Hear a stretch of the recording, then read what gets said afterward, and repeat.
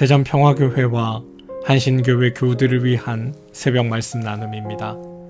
오늘은 2023년 2월 1일 수요일입니다.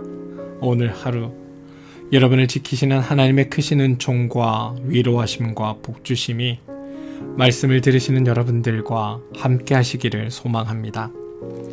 오늘 우리가 함께 나눌 말씀은 고린도 후서 3장 1절에서 3절까지 말씀입니다. 고린도 후서 3장 1절에서 3절까지 말씀입니다. 우리가 이렇게 말하는 것이 우리 자신을 지켜 올리는 말을 늘어놓는 것입니까? 아니면 어떤 사람들처럼 우리가 여러분에게 보일 추천장이나 여러분이 주는 추천장을 필요로 하는 사람들이겠습니까? 여러분이야말로 우리를 천거하여 주는 추천장입니다. 그것은 우리 마음에 적혀 있습니다. 모든 사람이 그것을 알고 읽습니다. 여러분은 분명히 그리스도께서 쓰신 편지입니다. 우리는 그것을 작성하는데 봉사하였습니다. 그것은 먹물로 쓴 것이 아니라 살아계신 하나님의 영으로 쓴 것이요, 돌판에 쓴 것이 아니라 가슴판에 쓴 것입니다. 고린도후서 3장 1절에서 3절까지 말씀입니다. 세번역 성경의 말씀으로 읽어드렸습니다. 샬롬. 어제 하루는 눈에 보이지 않지만 여러분의 삶에 동행하셨던, 그리고 여러분의 삶을 계획하시고 인도하시는 하나님께서 여러분들에게 살아계심이 경험되어진 날 되셨습니까? 여호와 이레의 하나님이 여러분의 삶을 인도하고 계시다는 것들이 느껴지신 하루셨나요? 바라기는 오늘 하루 여러분의 삶의 주인 되신 하나님께서 여러분들의 삶을 복되고 아름답게 또한 계획하신 대로 이끌어가 주시기를 주님의 이름으로 축원드립니다. 살다 보니 뜻하지 않은 난감한 상황에 맞닥뜨릴 때가 가끔 있습니다. 최근에 조금 난감했던 일은 예전 청소년부 시절에 만났던, 지금은 청년이 된 한 친구가 이제 취업을 해야 하는데 기독교 관련된 이제 직장을 얻으려 하다 보니 목회자 추천서가 있어야 된다고 저더러 이제 추천서 써달라고 온 적이 있었습니다. 이게 처음 추천서 써달라고 부탁받았을 때는, 아니 왜 나 같은 사람이 쓰는 추천서가 무슨 의미가 있지? 이게 나한테 받으면 효과가 있나? 이런 생각이 들었습니다. 또한 한편으로 또 다른 목사님한테 추천해 줄 테니까 그분한테 추천서를 받던지, 아니면 좀 큰 교회 목사님 이런 분들한테 이렇게 추천서를 받도록 하면 어떨까? 이렇게 권유할 생각이었습니다. 그런데 이제 막상 만나 그 청년에게 그런 얘기를 건넸더니 그 청년은 웃으면서 괜찮다고 그냥 저더러 써달라고 이야기를 하였습니다. 저는 속으로 내 추천서 이거 아무 도움이 안 될 텐데 이러면서 얘 세상 물정 몰라서 나한테 추천서 써달라고 그러나 이런 생각도 들었고, 또 한편으로는 애써 추천서를 써줬는데 안 되면 어떡하지? 이런 생각이 제 안에 좀 들었습니다. 그래서 선뜻 대답 못하고 이렇게 머뭇하다가 마다하지 않고 그냥 이제 생전 처음으로 추천장을 써 주었습니다. 결과적으로는 내가 쓴 추천장 때문이 아니라 그 청년 자체가 워낙 훌륭했기에 잘 되긴 했습니다만, 이번 추천장을 쓰면서 여러 생각이 들었습니다. 추천의 대상이었던 이 청년이 제가 정말 마음 놓고 추천할 만한 사람이었기에 다행이지, 만약 그렇지 못했다면 이게 참 난감했겠다라는 생각이 들었던 겁니다. 추천장을 막상 써보니까 부탁한 친구는 이게 서류의 단순한 요식이어서 그랬는지 모르지만, 그 친구를 추천하는 저의 입장에서는 제 이름을 걸고 그 친구의 존재에 대한 약간 보증을 서는 것 같은 일이라는 생각이 제 안에 들었습니다. 사실 목회자의 추천장을 원하는 입장에서는 아무래도 자신의 회사에 지원한 사람이 주변의 사람들에게 믿을 만한 신뢰를 주고 있는 사람인가 이런 것들을 좀 확인하고 싶어서 채용의 기본적인 바탕으로 이제 그런 것들을 삼고 싶었는지 모릅니다.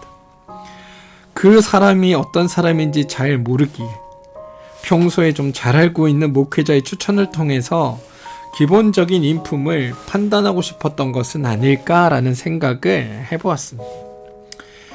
그렇게 놓고 보니 오늘의 말이 참 의미심장합니다.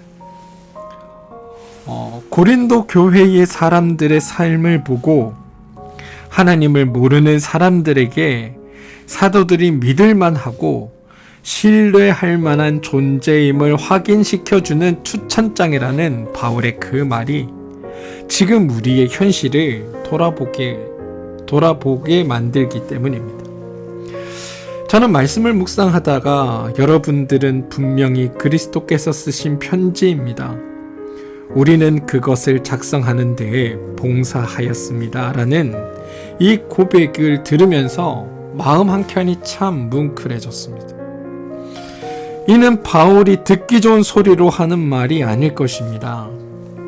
신실한 믿음 아래서 서로 사랑하고 아끼고 세상 가운데 그리스도의 삶이 어떤 것인지를 몸소 보이면서도 세상 사람들이 바라보는 그 이상하다는 시선에도 불구하고 신실하게 믿음을 지켜나가는 이들, 그들이 바로 여러분입니다.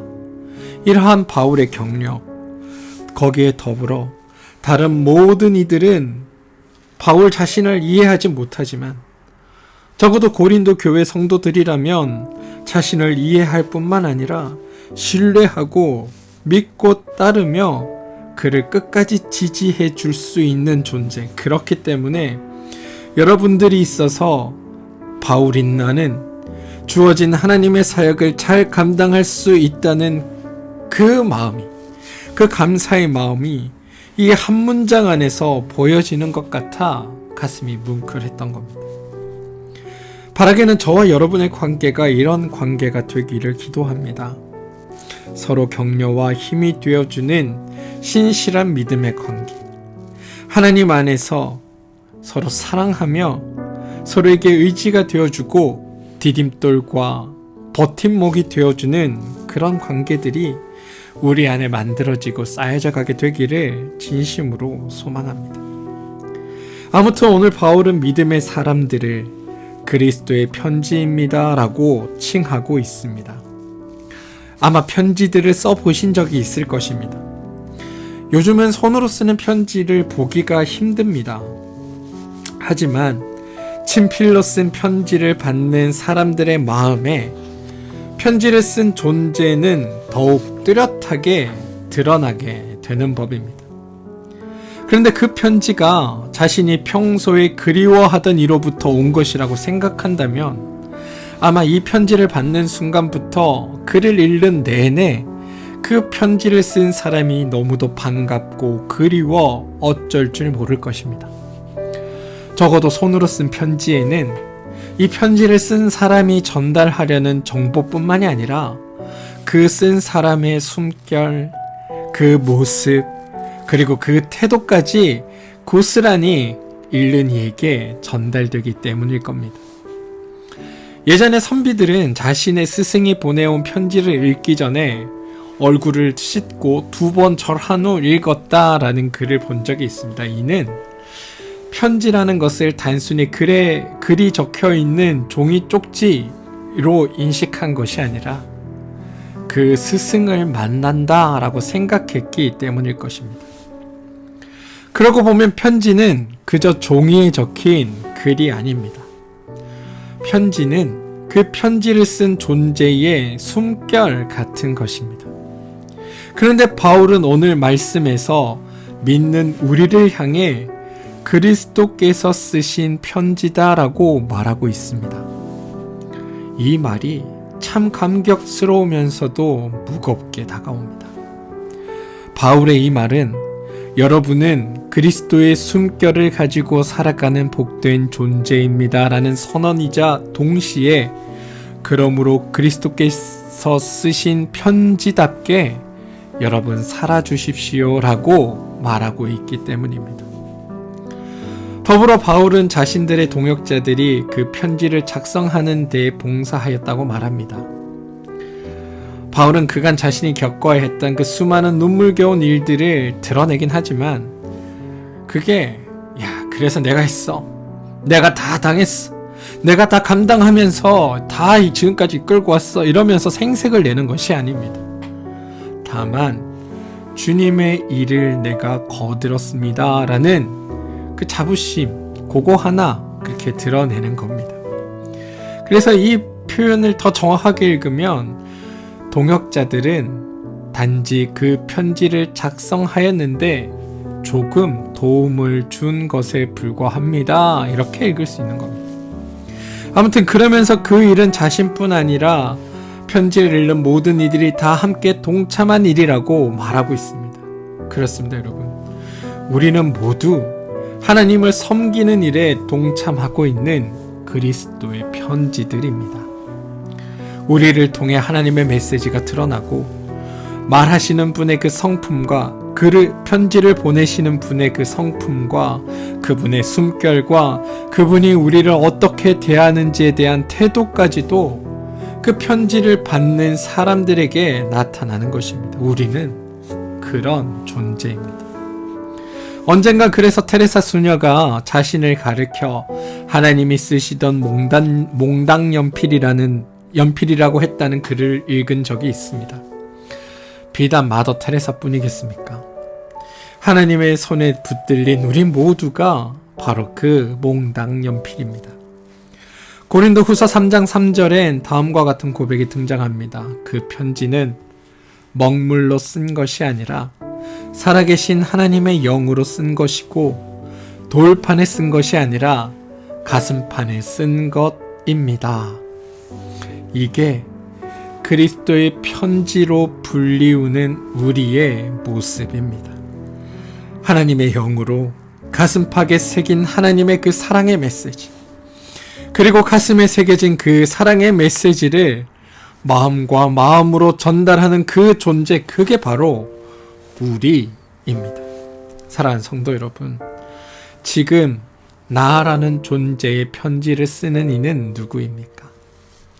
나라는 존재를 통해 세상을 향해 보내시는 하나님의 메시지를 여러분은 지금 잘 전달 중이신가요?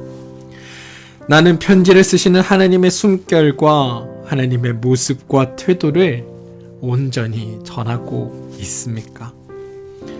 저는 개인적으로 죄 많은 세상이 지금 이렇게 그럭저럭 유지되는 것은 어쩌면 하나님의 그 오래 참으심, 그것도 있지만 그와 더불어 여러분들과 같이 그리스도께서 쓰신 편지들이 여전히 세상 곳곳에서 그리스도의 메시지를 전하고 있기 때문은 아닐까라고 생각합니다.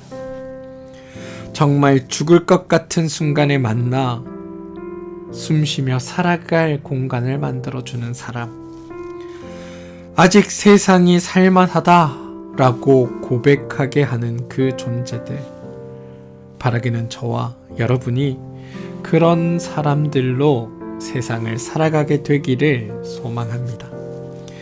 그리스도의 편지가 있는 곳에서는 생명이 풍성해지는 일, 사랑이 충만해지는 일, 그래서 삶의 기쁨이 넘쳐나는 일들이 있어야 하는 법입니다. 바라기는 오늘 여러분의 삶의 자리가 바로 그런 자리가 되어서 여러분들을 통해 삶의 기쁨이, 그리고 생의 축복이, 또한 살아있다는 그 삶의 감격이 드러나는 복된 날 되시기를 주님의 이름으로 소망합니다. 우리는 알게 모르게 누군가의 가슴에 편지를 쓰며 살아가는 존재들입니다. 여러분을 통해 오늘 하루 전달되는 그리스도의 메시지가, 하나님의 그 편지의 소식들이 참으로 기쁜 소식이 되기를 빕니다. 우리 함께 기도하겠습니다. 하나님, 만날 때마다 우리 마음이 절로 따뜻해지고 생이 참 아름답게 느끼게 만드는 사람들이 있습니다. 우리의 나태함을 자각하게 만드는 사람들도 있습니다. 우리를 가리켜 그리스도께서 쓰신 편지라 하심을 사실 생각해보면 도무지 감당할 수 없는 게 우리들입니다. 왜냐하면 우리의 삶이 참 부박하다는 것을 우리가 너무도 잘 알기 때문입니다. 하지만 주님, 이제부터라도 그 이름에 합당한 삶을 살기 위해 노력하겠습니다. 하나님께서 쓰신 편지, 그리스도께서 쓰신 편지로 세상 가운데 가슴에서 가슴으로 전달되는 하나님의 그 사랑의 메시지를 전하는 존재들이 우리가 되겠습니다. 오셔서 우리 속에 주님의 마음을 심어 주십시오. 예수님의 이름으로 기도합니다. 아멘. 오늘 함께 중보하며 기도할 제목을 나누겠습니다. 첫 번째 기도 제목은 몸과 마음의 힘듦으로 인해 어려움을 겪고 있는 우리 교우들이 있습니다. 그 교우들을 위해 우리 함께 기도하길 소망합니다. 하나님께서 그들의 삶에 찾아가 주셔서 그들의 삶에 참 기쁨이 되어주시고 그들의 참 희망이 되어주시고 하나님께서 그들의 육신을 회복시켜 주시고 그들의 아픈 병 가운데 낫게 하여 주셔서 그들이 하나님을 통해 온전히 살아가고 그들의 힘겨웠던 삶들이 하나님께서 쓰신 온전한 편지로 세상 가운데 더 크게 쓰임받고 드러나게 되는 일들이 오늘 우리 교우들의 삶에 있게 해달라고 여러분 기도해 주시기 바랍니다. 육신이 연약한 자들이 하나님 안에서 온전히 회복되는 일들을 통하여 살아계신 하나님의 생명의 풍성함이 전달되게, 마음의 상처와 삶의 힘겨움으로 주저앉았던 이들이 하나님을 통하여 새로운 삶의 용기와 기쁨을 가지고 살아가게 되는 일들을 통해서 우리 생을 기쁨으로 채우시는 하나님의 그 기쁨의 잔치가 우리 안에 열려있음을 드러내는, 또 전달하는 그런 편지로 쓰임받게 되기를 여러분 기도해 주시고 그들 가운데 하나님께서 함께 해주시기를 기도해 주시길 부탁드립니다. 우리 자녀들을 위해서도 기도합시다.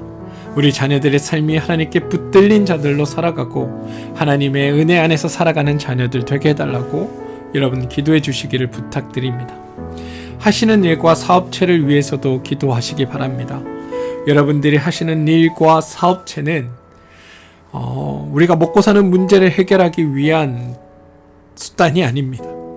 하나님께서 이 땅에 살아가면서 하나님의 하나님됨을, 그리스도의 풍성함과 생명의 충만함을 드러내며 살아가고 생의 기쁨을 누리며 살아가라고 우리에게 제공해 주신 삶의 터전입니다.